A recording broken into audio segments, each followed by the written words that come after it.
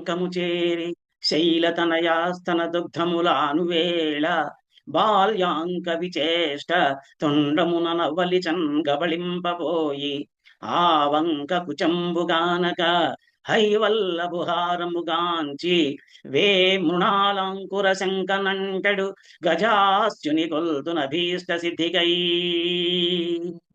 పుట్టంబుట్ట శరంబునన్ మొలవ నంభోయాన పాత్రంబునన్ నెట్టంగల్గను గాళి కొల్వను పురాణింబందురంకొండి మీదట్టే వెంట చరింతు తత్సరణి నాకీవమ్మ యోయమ్మ మేల్పట్టున్నా కగుమమ్మ నమ్మితి జుమే బ్రాహ్మీ దయాంబోనిధి నమ శివాభ్యాం నవయౌవనాభ్యాం పరస్పరాశ్లిష్టవపుర్ధరాభ్యాం నగేంద్రకన్యాం వృషకేతనాభ్యాం నమో నమ శంకర పార్వతీభ్యాం గురుపాఠీనమవై జలగ్రహమవై కోలంబవై శ్రీనృకేసరి వై భిక్షుడవై హయాననుడవై ష్మాదేవతాభర్తవై ధరణీనాథుడవై దయాగుణ గణోదారుండవై లోకముల్ పరిరక్షించిన నీకు మృకెదను ఇలా భారంబు వారింపవే కృష్ణద్వైపాయనం వ్యాసం సర్వలోకహితే రతం వేదాబ్జ భాస్కరం వందే శమాది నిలయం మునిం అఖండమండలాకారం వ్యాప్తం యేన చరాచరం తత్పదం దర్శితం యేన తస్మై శ్రీ గురవే నమః. ఓం శ్రీ మహాగణాధిపతయే నమః. శ్రీ మహాసరస్వత్యై నమః. శ్రీ ఉమామహేశ్వరాయై నమః. శ్రీకృష్ణ పరబ్రహ్మణే నమః. శ్రీ గురుభ్యో నమః. మాతృదేవో భవ, పితృదేవో భవ, ఆచార్యదేవో భవ, అతిథిదేవో భవ.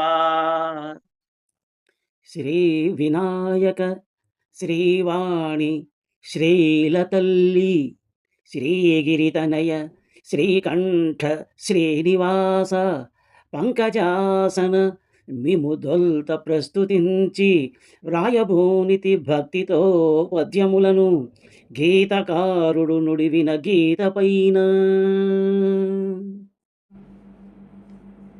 అందరికీ నమస్కారం.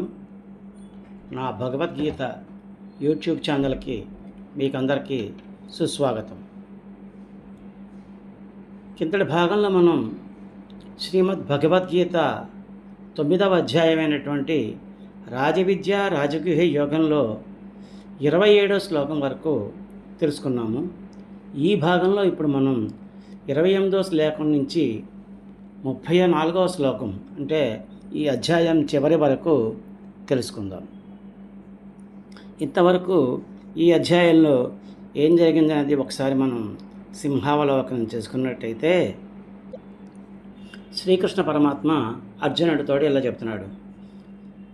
గుహ్యతమైనటువంటి బ్రహ్మజ్ఞానాన్ని అనుభవ జ్ఞాన సహితంగా అంటే ఉపాసనా సహితంగా అసూయ లేనటువంటి నీకు ఉపదేశిస్తున్నాను. దీన్ని కనుక నువ్వు తెలుసుకున్నట్టయితే అశుభకరమైనటువంటి సంసార బంధం నుంచి నీకు ముక్తి వెంటనే లభిస్తుంది.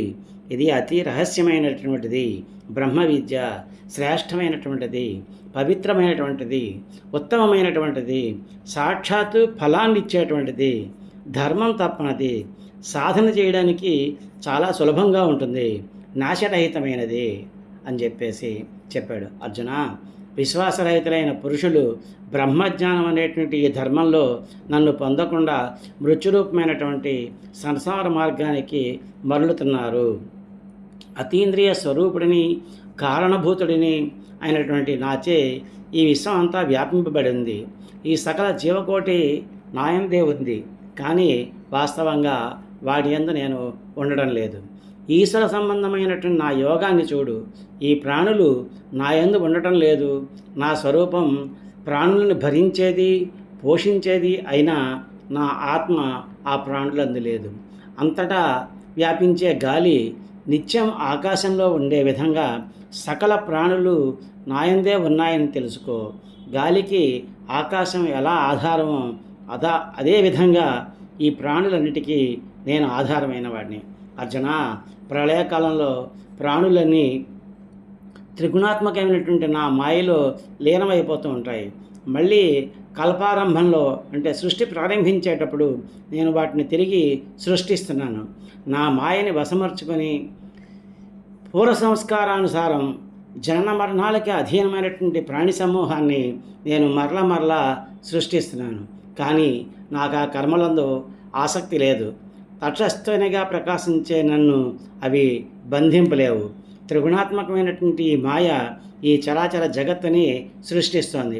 ఆ కారణంగానే వ్యక్తము అవ్యక్తమైనటువంటి జగత్తు అనేక రూపాల పరివర్తనం చెందుతోంది, మార్పుని చెందుతోంది. నేను నిత్య శుద్ధ బుద్ధ ముక్త స్వభావుడిని, సర్వాత్మ స్వరూపుడిని, సర్వేశ్వరుడిని అయినా మానవదేహాన్ని ధరించి ఉన్నాను. నేను ఈ మానవదేహం ధరించి ఉండడంతో నా యొక్క పరమస్వరూపాన్ని తెలుసుకోలేనటువంటి మూఢులు నన్ను అవమానిస్తున్నారు. వ్యర్థకాములు, విఫల కర్ములు, నిష్ఫల జ్ఞానులు, వివేక శూనులు, తామసాన్ని, రాజసాన్ని, మోహానికి సంబంధించినటువంటి స్వభావాన్ని ఆశ్రయించి నన్ను అవమానిస్తూ ఉంటారు. కానీ అర్జున, దైవీ స్వభావాన్ని ఆశ్రయించినటువంటి మహానుభావులు ఎవరైతే ఉన్నారో వాళ్ళు ఏకాగ్రచిత్తులై నన్ను జగత్తుకంతకీ కారణుడిగా ఎరిగి, నిత్యునిగా ఎరిగి నన్ను భజిస్తున్నారు, సేవిస్తున్నారు. ఆ మహాత్ములు నన్ను స్తోత్ర మంత్రాలతోటి కీర్తిస్తూ ఉంటారు. సడలని భక్తి నిష్ఠ గలవారై ఈశ్వర జ్ఞానాన్ని పొందడానికి ప్రయత్నిస్తున్నారు. పరమ భక్తితోటి నాకు నమస్కరిస్తున్నారు. ఎల్లప్పుడూ యోగచిత్తులై నన్నే సేవిస్తున్నారు. ఇతరులు మరికొందరు సర్వాత్మ దర్శన రూపమైన జ్ఞాన యజ్ఞం చేత నన్ను ఉపాసిస్తున్నారు. కొంతమంది ఏకత్వ భావనతో, దాసోభావనతో నన్ను ఉపాసిస్తున్నారు. ఇంకొంతమంది సర్వాత్మకుడైనటువంటి నన్ను బ్రహ్మ, రుద్రుడు మొదలైన రూపాల్లో సేవిస్తున్నారు. శ్రౌత యజ్ఞం అంటే వేదాల ప్రకారం చేసే యజ్ఞము, స్మార్త యజ్ఞం స్మార్త కర్మల ప్రకారం చేసేటువంటి యజ్ఞము, శ్రాద్ధ కర్మ, ఔషధం, మంత్రం, హోమఘృతం, హోమాగ్ని, హవనక్రియ ఇవన్నీ నేనే ఈ జగత్తుకి తల్లిని, తండ్రిని. వారు చేసుకునేటువంటి కర్మలకి ఫలాలనిచ్చేవాడిని, తాతని, తెలుసుకోదగిన వాడిని, అతి పవిత్రమైనటువంటి వస్తువుని, ప్రణవాన్ని, ఋగ్వేద, సామవేద, యజుర్వేదాన్ని కూడా నేనే అయి ఉన్నాను. నేనే కర్మఫలాన్ని. నేను ఈ జగత్తులో ఉండేటువంటి ప్రాణులన్నిటికీ పోషకుడిని, స్వామిని, ప్రభువుని. ప్రాణుల శుభాశుభాలన్నిటికీ కూడాను నేను సాక్షిభూతంగా ఉంటాను.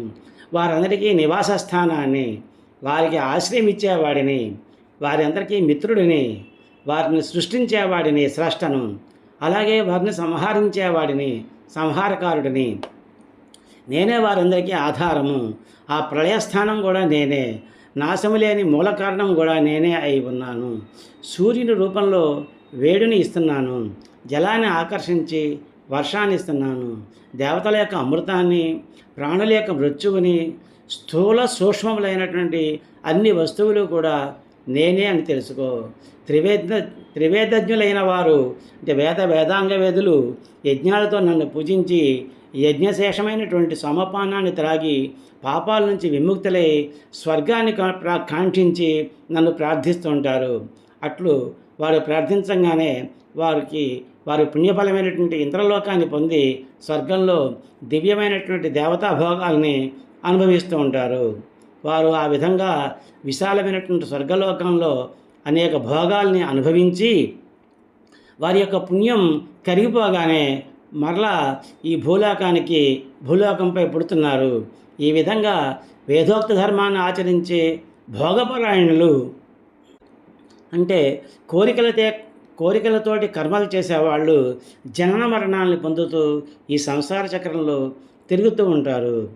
ఇతర చింతన లేకుండా ఎల్లప్పుడూ నన్నే ధ్యాయించి నాయందే ఏకీభావం కలిగినటువంటి మనుషుల యొక్క యోగక్షేమాలను అనగా వారికి వచ్చేటువంటి లాభాన్ని, రక్షణని, మోక్షాన్ని వారికి నేనే అనుగ్రహిస్తూ ఉంటాను.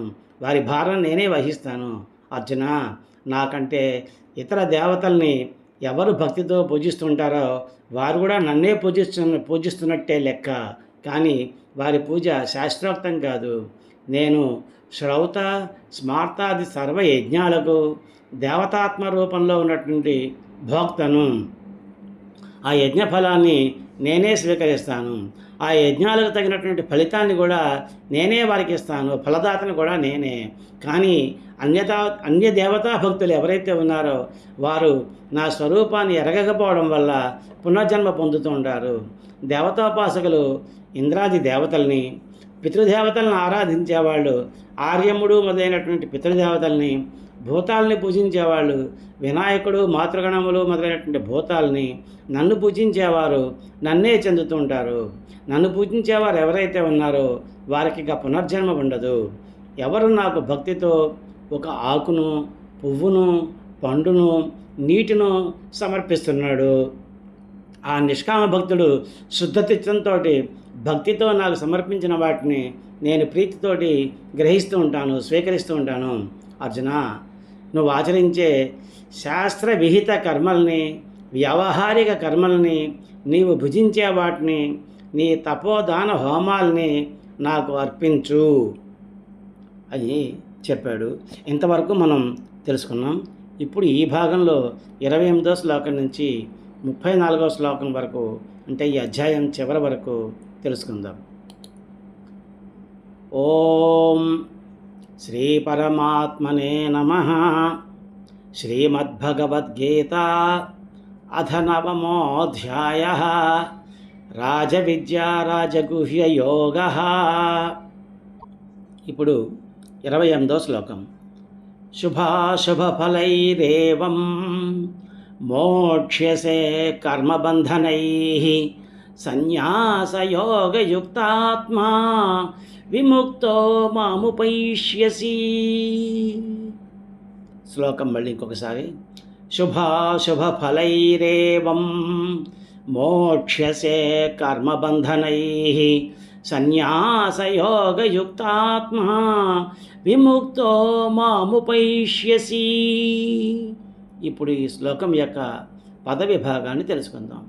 శుభ అశుభ ఫలైః ఏవం, శుభాశుభఫలైరేవం అవుతుంది. మోక్షసే కర్మబంధనైః సన్యాసయోగయుక్తాత్మా విముక్తః మాం ఉపయేష్యసి, విముక్తో మాముపయిష్యసి అవుతుంది. ఇప్పుడు పదవిభాగం తెలుసుకున్నాం కదా, ఈ పదాల తాలూకు అర్థాలు తెలుసుకుంటాం. శుభ అశుభ ఫలై, ఇష్టమైనటువంటి అనిష్టమైనటువంటి ఫల విశిష్టాలైనటువంటి ఏవం ఇలా ఆచరించిన మోక్షసే ముక్తుడవుతావు. దేని నుంచి? కర్మబంధనై, కర్మబంధాల నుంచి. సన్యాస యోగయుక్తాత్మ, కర్మ సమర్పణ చేసి యోగయుక్తుడవై విముక్త, జీవితకాలంలోనే ముక్తిని పొంది మాం నన్ను ఉపయేష్యసి, ఈ శరీరం వదిలిపెట్టేసిన తర్వాత నన్నే చేరుకుంటావు అని చెప్పేసి చెప్పాడు. అంటే ఏం చెప్పాడనమాట, ఈ విధంగా కింద శ్లోకంలో చెప్పాడు కదా, నువ్వు చేసే కర్మలన్నింటినీ కూడా నాకే అర్పించు అని చెప్పేసి. అలా గనక నువ్వు నీ యొక్క సమస్త కర్మల్ని నాకే గనక అర్పించినట్టయితే ఇష్టము అయిష్టము ఫల విశిష్టాలైనటువంటి ఈ కర్మబంధాల నుంచి నువ్వు విముక్తుడైపోతావు.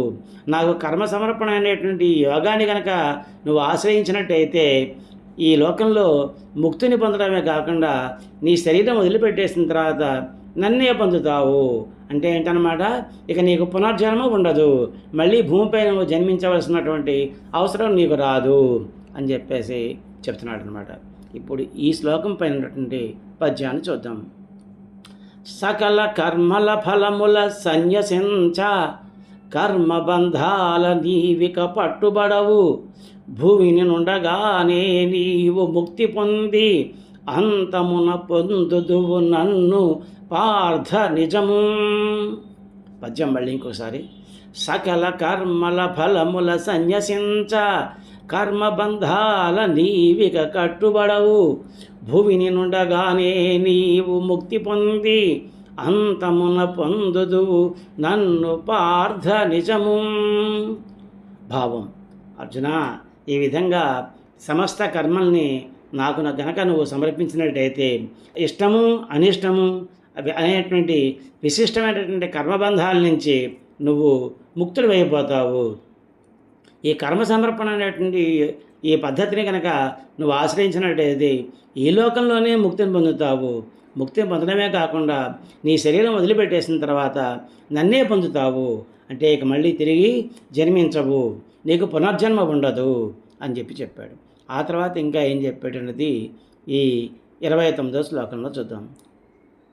సమోహం సర్వభూతేషు నమే ద్వేష్యోస్తి న ప్రియః ఏ భజంతి తు మాం భక్త్యా మయి తేషు చాప్యహం. శ్లోకం మళ్ళీ ఇంకొకసారి. సమోహం సర్వభూతేషు నమే ద్వేష్యోస్తి న ప్రియః ఏ భజంతి తు మాం భక్త్యా మయి తేషు చాప్యహం. ఇప్పుడు ఈ శ్లోకం యొక్క పద విభాగాన్ని తెలుసుకుందాం.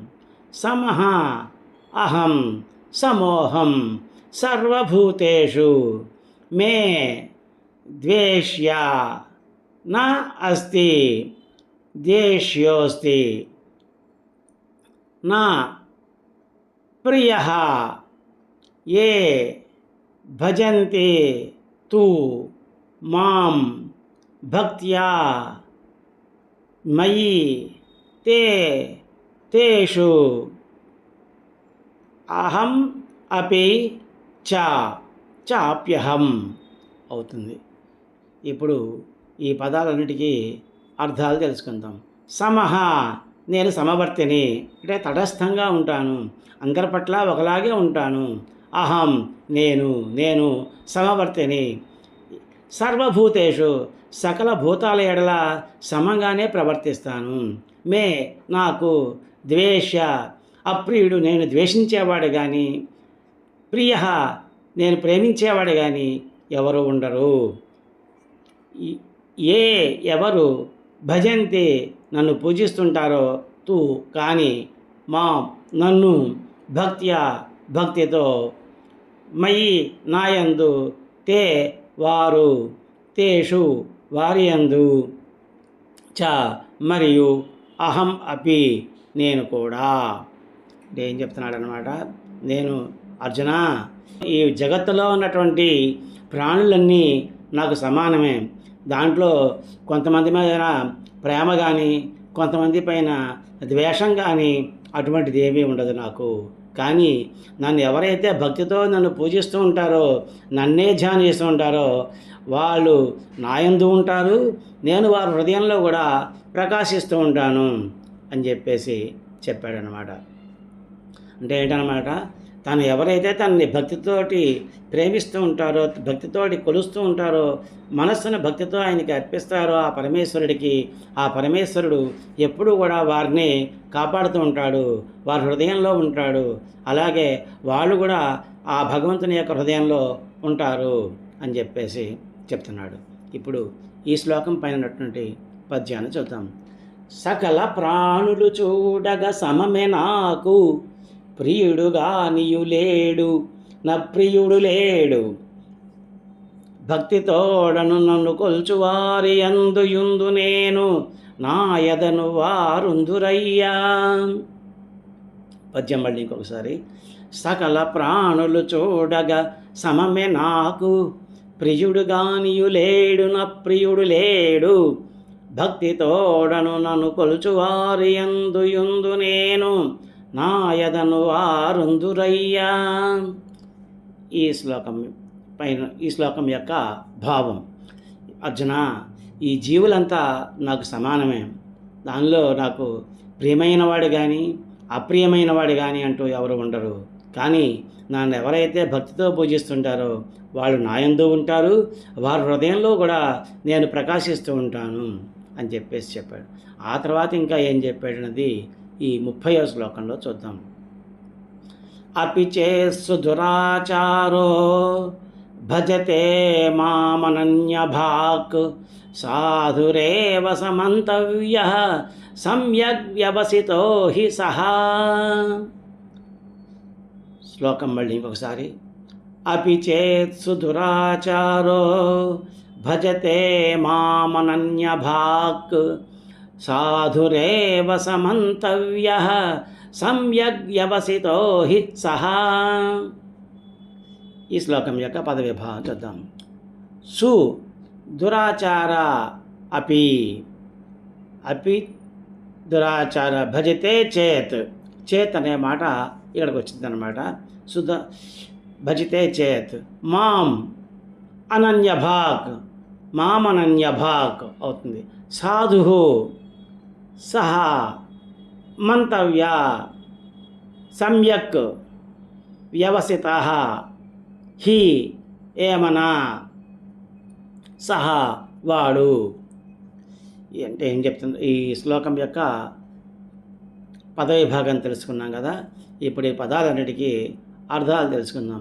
సుదురాచార అపి అంటే ఎంత దుర్మార్గుడైనా కానీ, భజతే చేత్ నన్ను భజించిన, మాం నన్ను భజతే చేత్ భజించినట్టయితే, నన్ను సేవించినట్టయితే, ఎట్లా అనన్యభాక్ ఏకాంత భక్తితోటి నన్ను సేవించినట్టయితే కనుక, సాధు ఏవ సాధువు ఏవ సాధువనియే సా వాడు మంతవ్య ఎనదగును, అటువంటి వాడిని సాధువుగానే భావించాలి.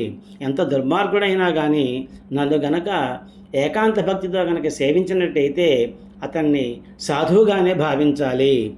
సమ్యక్ చక్కగా వ్యవసిత నిశ్చయించుకున్నాడు.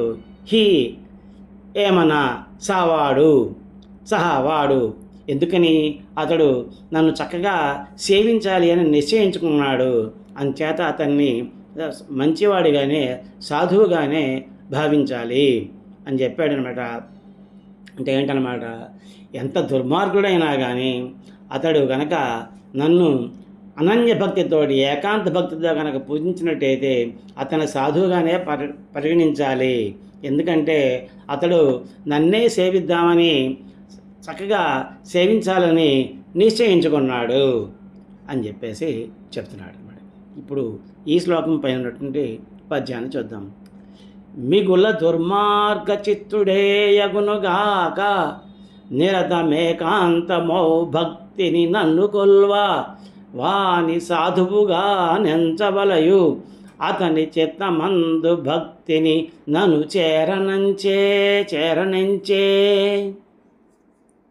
పద్యం మళ్ళీ ఇంకొకసారి. మిగుల దుర్మార్గ చిత్తుడే అగునుగాక నిరతమేకాంతమౌ భక్తిని నన్ను కొల్వా వాని సాధువుగా నెంచవలయు అతని చిత్తమందు భక్తిని నన్ను చేరనంచే. ఈ శ్లోకం యొక్క భావం, అత్యంత దుర్మార్గుడైన వాడు కూడా అనన్య చిత్తుడై నన్ను గనక సేవించినట్టయితే అతన్ని సాధువుగానే పరిగణించవచ్చు. ఎందుకంటే అతని యొక్క సంకల్పం చాలా గొప్పది, ఉత్తమమైనది. అతడు భగవద్భజన చేత కృతార్థుడిని అవుతాని అని చెప్పేసి నిశ్చయించుకున్నాడు అని చెప్పేసి చెప్తున్నాడు. ఇక్కడ మనం ఉదాహరణగా ఇదివరకు మనం తెలుసుకున్నటువంటి అజోబిళాపాఖ్యానాన్ని మనం ఇక్కడ ఉదాహరణగా తీసుకోవచ్చు. అతడు ఎంత దుర్మార్గుడైనా కూడా చివరిలో ప్రాణం వదిలిపెట్టేసేటప్పుడు నారాయణ నారాయణ అని కొడుకునే పిలిచాడు. కానీ నారాయణ నారాయణ అన్నాడు. అంచేతని చెప్పేసి అతని యొక్క తప్పులన్నింటినీ భగవంతుడు క్షమించి విష్ణుదూతలు వచ్చారు. విష్ణుదూతలు వచ్చి అతన్ని తీసుకెళ్దాం అనుకున్నారు. ఎప్పుడైతే అలా జరిగిందో వెంటనే అతనికి జ్ఞానోదయం అయ్యి అప్పటి నుంచి జీవితాంతం భగవద్భజన చేస్తూ అనన్య భక్తితోటి భగవద్భజన చేస్తూ చివరికి ముక్తుడయ్యాడు. ఆ తర్వాత ఇంకా ఏం చెప్పాడన్నది ఈ 31వ శ్లోకంలో చూద్దాం. క్షిప్రం భవతి ధర్మాత్మా సస్వచ్ఛాంతిం నిగచ్చతి కౌంతేయ ప్రతిజానీహి నమే భక్త ప్రణశ్యతి. శ్లోకం మళ్ళీ ఇంకొకసారి. క్షిప్రం భవతి ధర్మాత్మా స్వస్వచ్ఛాంతిం నిగచ్చతి కౌంతేయ ప్రతిజానీహి నమే భక్త ప్రణశ్యతి. ఈ శ్లోకం యొక్క పదవిభాగం తెలుసుకుందాం. క్షిప్రం భవతి ధర్మ ఆత్మ, ధర్మాత్మ శశ్వత్ శాంతిం, శశ్వత్ శాంతిం, సశ్వత్ శాంతిం అవుతుంది. నిగచ్చతే కౌంతేయ ప్రతిజానీహి మే భక్త న ప్రణశ్యతి. నా ఇక్కడ ముందు వస్తుంది అనమాట. నమే భక్త దగ్గర నా ఏది అయితే ఉందో అది ప్రణశ్యతికి ముందు వస్తుంది అనమాట. ఇప్పుడు ఈ పదాలన్నిటికీ అర్థాలు తెలుసుకుందాం. క్షిప్రం అంటే శీఘ్రం, చాలా తొందరగా, భవతి అవుతాడు, ధర్మ ఆత్మ ధర్మచిత్తుడు అవుతాడు. చెప్పాడు కదా, ఎంత దుర్మార్గుడైనా కానీ నన్ను గనక అనన్య భక్తితో ప్రార్థించినట్టయితే తను సాధువుగానే భావించాలి అని చెప్పాడు. ఎందుకని? అతడు ఆ అనన్య భక్తి చేత ఆ పరమేశ్వరుని సేవించడంతో శీఘ్రంగా ధర్మచిత్తుడు అవుతాడు. అతని చిత్తం అంతా కూడాను ధర్మంలోకి మారిపోతుంది.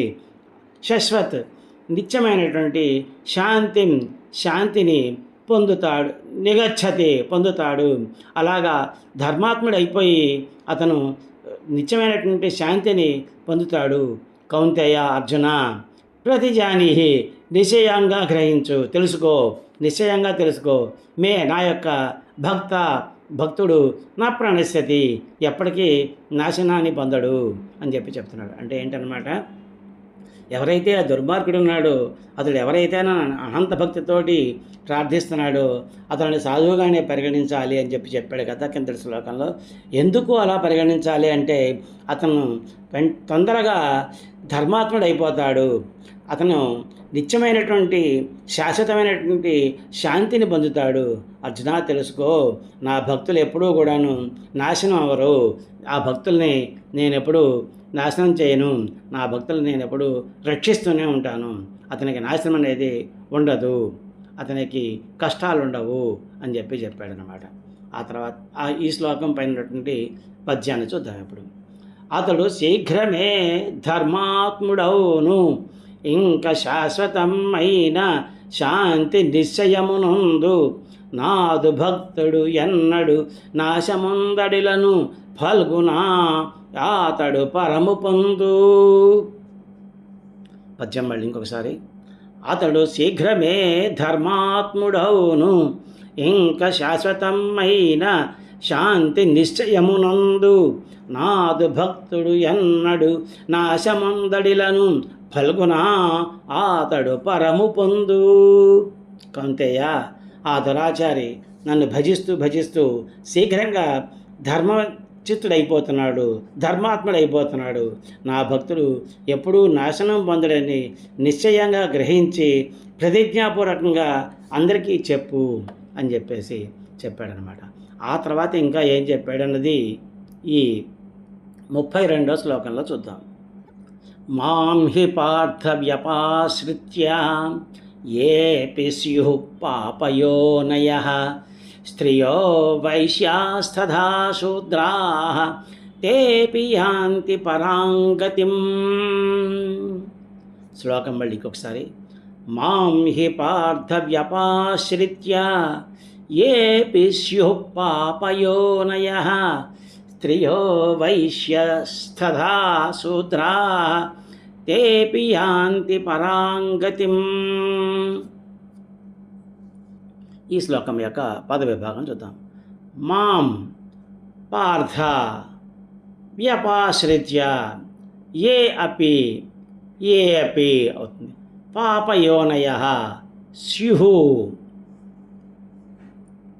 స్త్రియః వైశ్యాః తథా శూద్రాః స్త్రియో వైశ్యాస్తథా శూద్రాః అవుతుంది.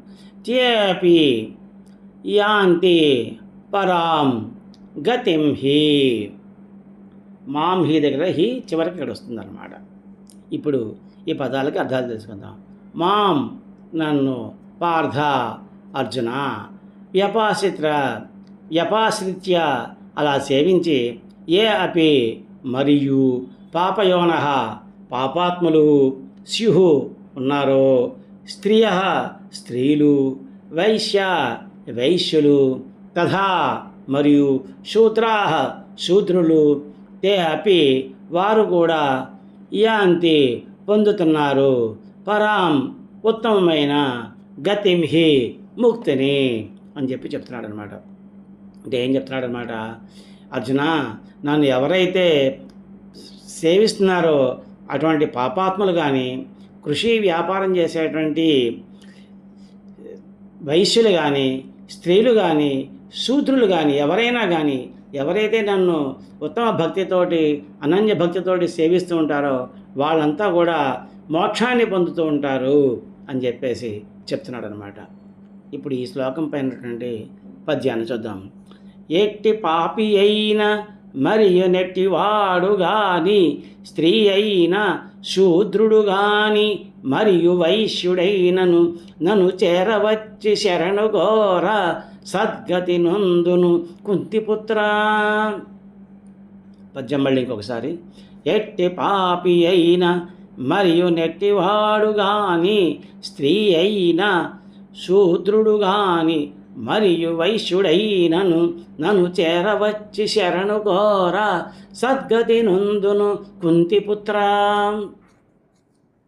ఈ శ్లోకం యొక్క భావం, అర్జున పాపాత్ములు, కృషి వ్యాపారం చేసుకునేటువంటి వైశ్యులు, అధ్యయనరహితులై కాయకష్టం చేసుకునేటువంటి శూద్రులు, స్త్రీలు కూడా నన్ను సేవించి మోక్షాన్ని పొందుతున్నారు సుమా అని చెప్పేసి చెప్తున్నాడు.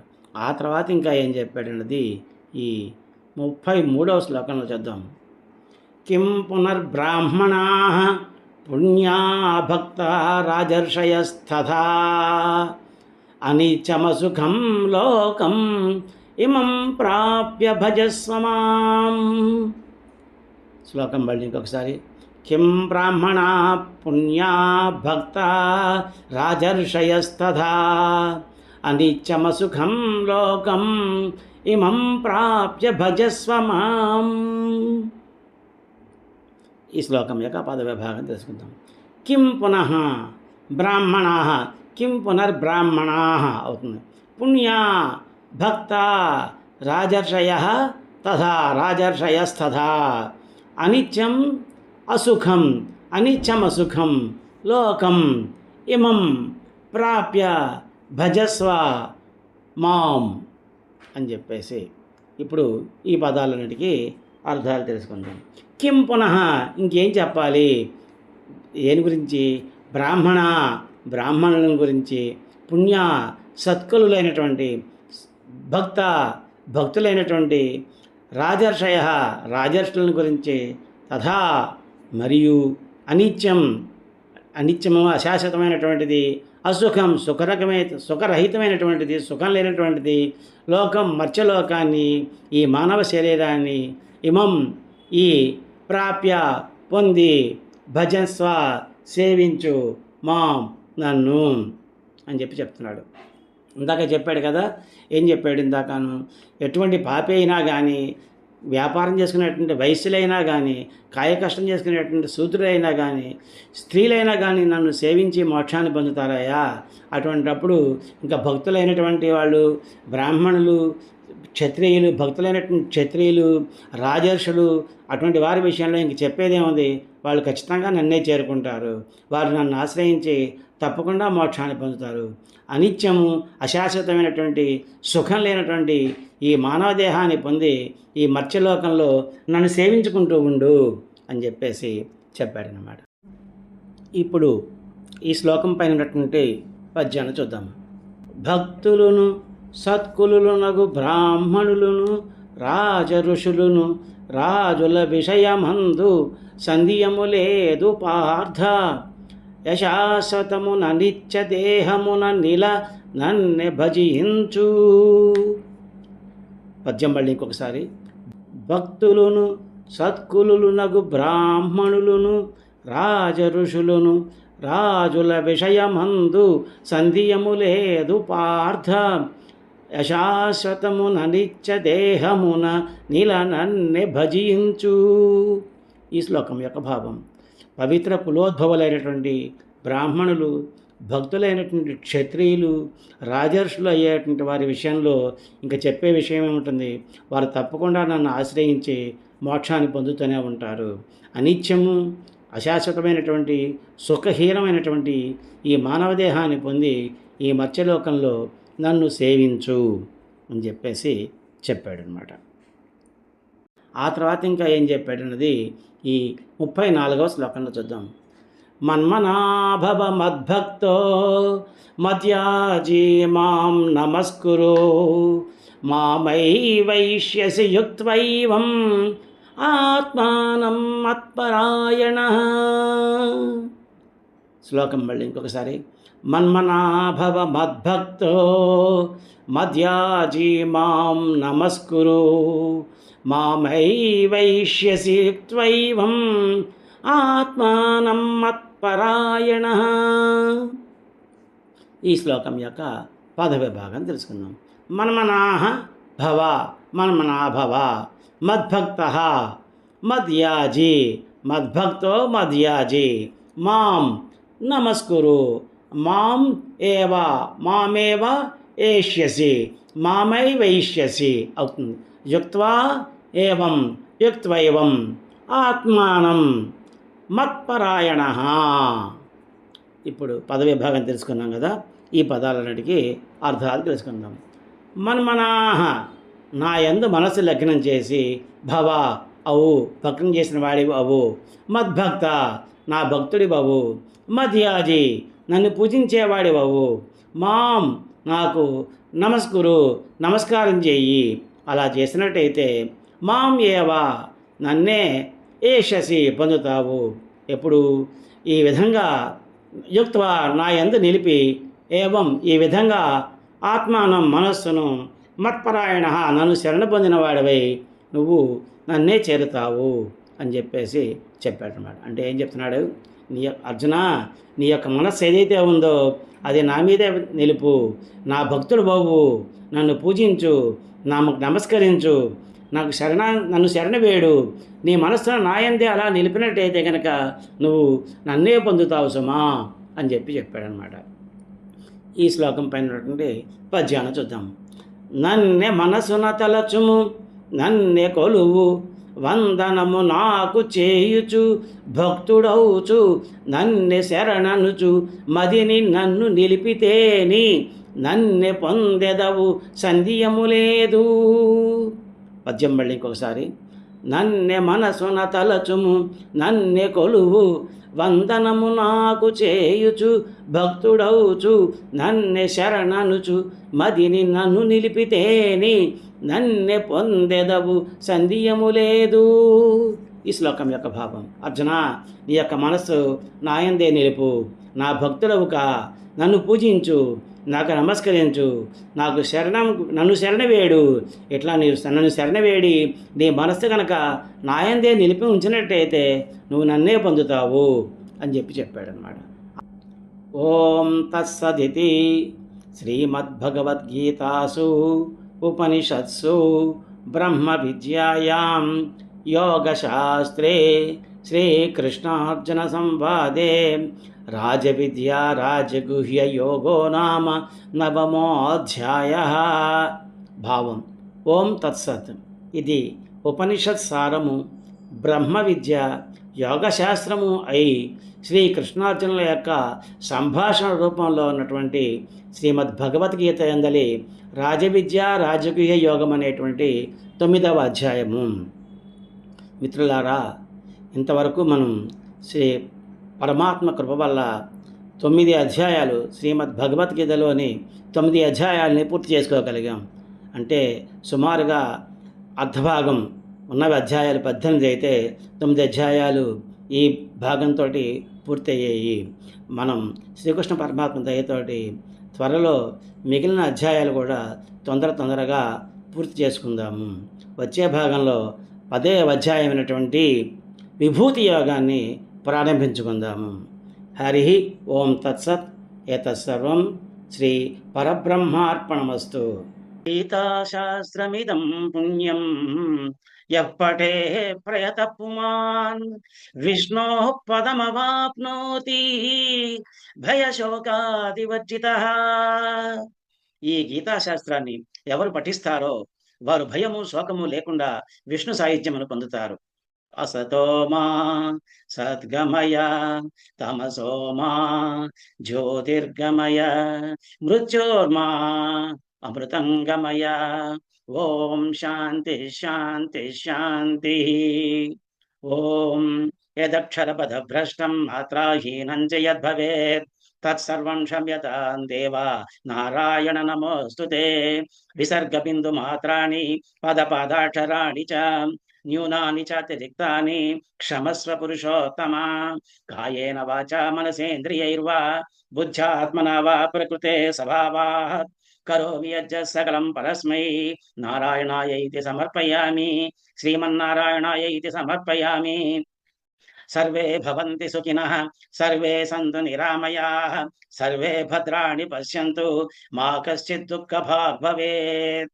శ్రియః కాంతాయ కళ్యాణ నిధయే నిధయేధినాం శ్రీ వెంకట నివాసాయ శ్రీనివాసాయ మంగళం. మంగళం కోసలేంద్రాయ మహనీయ గుణాత్మనే చక్రవర్తి తనూజాయ సార్వభౌమాయ మంగళం. ఉమాకాంతాయ కాంతాయ కామితార్థప్రదాయినే శ్రీగిరీశాయ దేవాయ మల్లినాథాయ మంగళం. ఓం ఏతత్సర్వం శ్రీహరిహర పరబ్రహ్మార్పణమస్తు.